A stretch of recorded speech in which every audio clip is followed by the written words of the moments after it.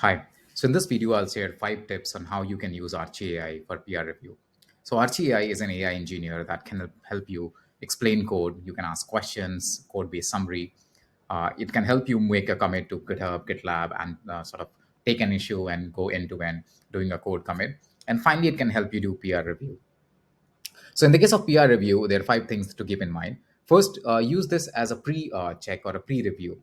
So we still believe that the code review process is pretty helpful. Sitting with a senior engineer, understanding, learning new things is an interesting aspect of the process. But what you can use this is sort of a pre-review.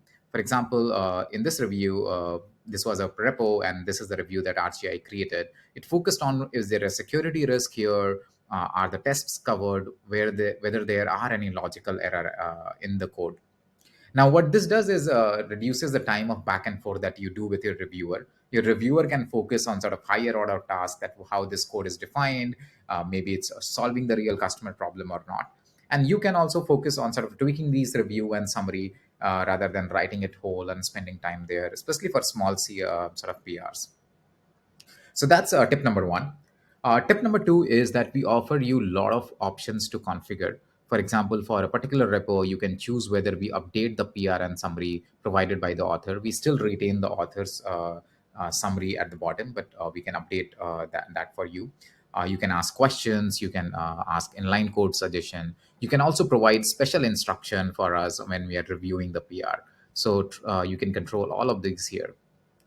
The tip three that I'll give you is that for certain PRs, you don't need RCI review because maybe they're pretty small, they're README or some small bug fix. In those cases, it's more helpful to just directly go into the code and look into it rather than reading through the PR review. So the cost of looking through the AI generated summary might not always be worth it. So make that trade off based on the size of code and complexity.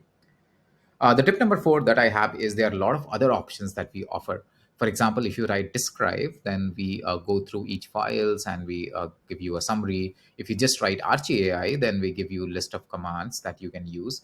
For example, if you write slash walkthrough, then we give you file by file walkthrough. If you use ask, in that case, you can ask a question and we will try to answer that based on the PR context. So that's a tip number four.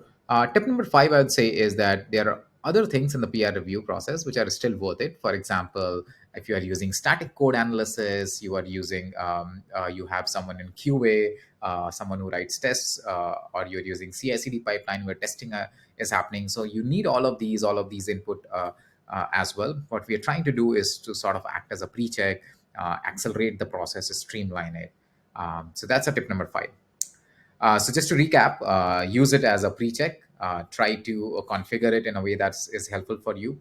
For really small PRs, you can be better off directly going into the code. There are a bunch of options to try, like describe, walk through, try those out. And tip number five, you still need other things like static code analysis, CI/CD pipeline checks, and others.